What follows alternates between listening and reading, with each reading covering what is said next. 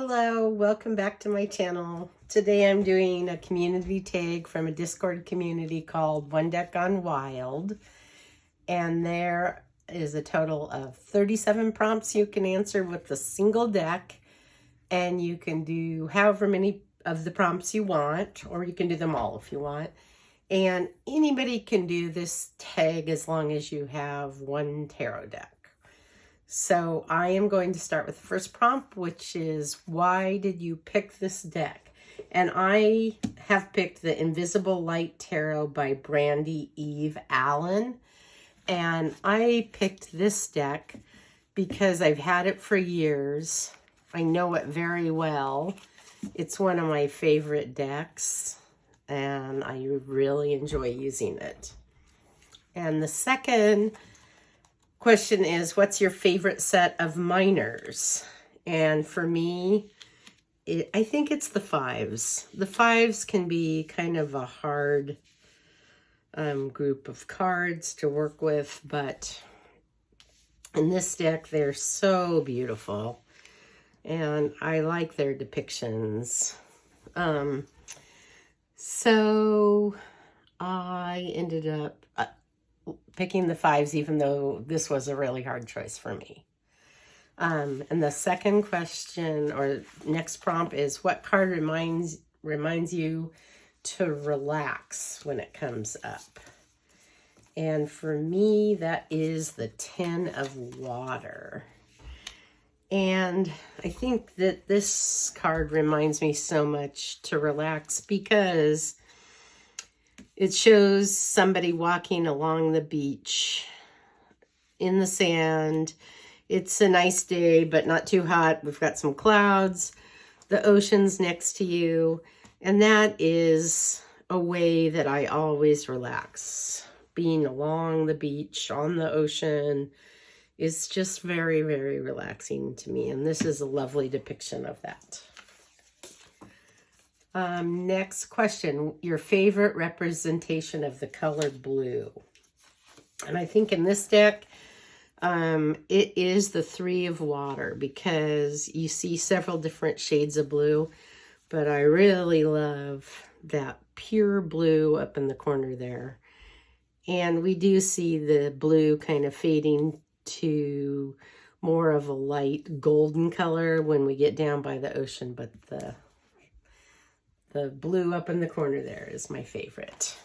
Okay, my favorite representation of, you can pick any card, choose your own adventure, and I picked Temperance for this. And the reason that I picked Temperance was because I always thought of Temperance as more the art card, because I started using the Crowley deck, the Thoth, when I first started reading tarot. So I always thought of it as the art card and alchemy and just kind of balancing things, but mixing things.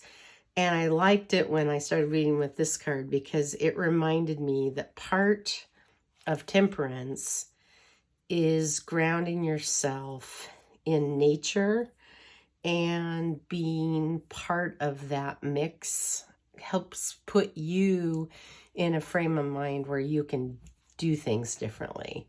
And so I love that it's right on the ocean. She's walking into the ocean, and it shows kind of mixing of the earth and the ocean. So basically earth and water. You've got a little breeze, you've got some wind going there. So that was just probably one of my favorite representations of the Temperance card. It also just means making sure I don't work all the time, just stopping, taking the time to walk on the beach. This whole deck is a deck that reminds me to get outside and into nature, and that's really important for me. And when I first started using this, I knew I had years of grad school ahead of me, and it felt overwhelming. And with this card, it just kind of made me see, oh, I can just go out into nature and take a break every once in a while. So that's that card. What card makes you feel nostalgic? And lots of them do, but for me, that's the Page of Earth because it just shows somebody out on a farm, and I don't smoke, but this person's smoking, but out on a farm reading a book. And I grew up on a farm, so and I was such a bookworm when I grew up.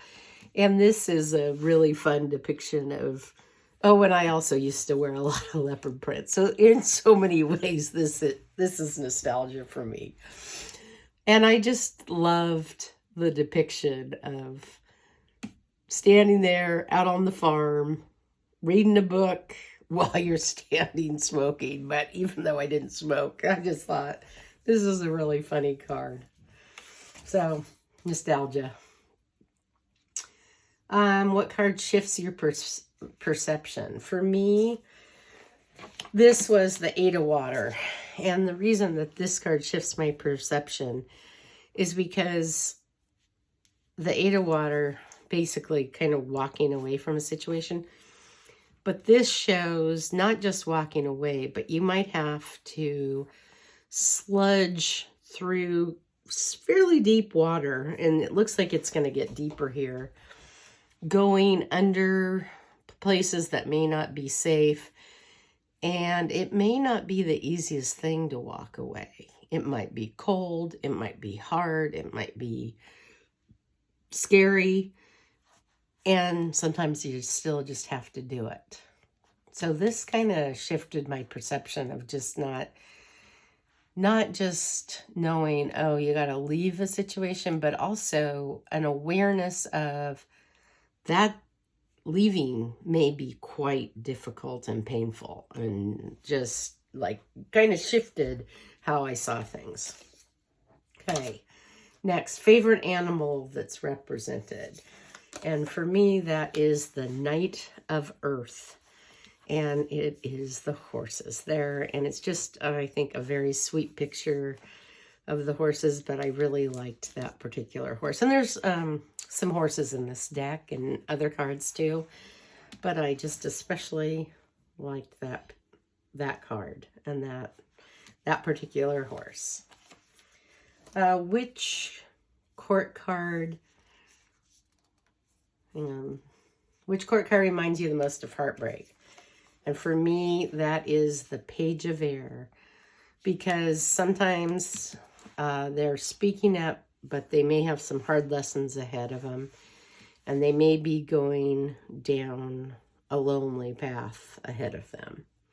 And things may be quite challenging. So that card... And it kind of depicts that you're kind of out there alone. So I liked that depiction. But it also reminds me that, oh, that may be some heartbreak ahead. Which card constantly follows you or appears all the time in this deck? And for me, that card is the Four of Fire. I don't know what it is, but I get that card. I think that card I've gotten the most out of any card by 3 times. So it's just a card, not in other decks, but in this particular deck, I draw the Four of Fire all the time. So that is the card I draw the most. Okay, next question. If you were to make this deck a meal, what would it be? And for that, I picked mushroom stew because this deck is really earthy, and I just wanted to pick a dish that represented that. And then another question, what is the deck's favorite book? And I picked Left Hand to Darkness by Ursula Le Guin. That's because there's a lot of layers in that deck, and it kind of made me see, or in that book, and that book made me see things differently, and this deck has helped me see things a little bit differently. If I were to travel anywhere in the world, where would I take this deck? And I would take it to Italy, because I think this deck just would be really fun to have in Italy. Where does this deck want to go? This deck wants to go to Tunis in Tunisia. Something you would change about the deck. Oh, this is hard. I love the deck just the way it is, and I love the cardstock, but it is a little bit hard to shuffle, so maybe I would make it a little easier to shuffle. Okay. But I certainly am not complaining about it. Which card would you hang in your house? And that would be the living room for me, and I would hang the star. I absolutely love the star in this, and the person in this is taking a bow and arrow and shooting up into the air, and I love the way the light plays down onto the water here. I just think this is a totally beautiful depiction. So I would pick the star. And something in the deck that sets it apart. And for me, that is the light in this deck. And the way the light is portrayed. And helps add to the meaning of the cards. So that's, to me, something really special that I haven't found in other decks. And if the deck could have one superpower, what would it be? And I would say invisibility would be its superpower. And I am going to end the video now. Thanks for watching. I may do a part 2. But I am running out of time, and I need to run. So thanks for watching. Bye. See ya.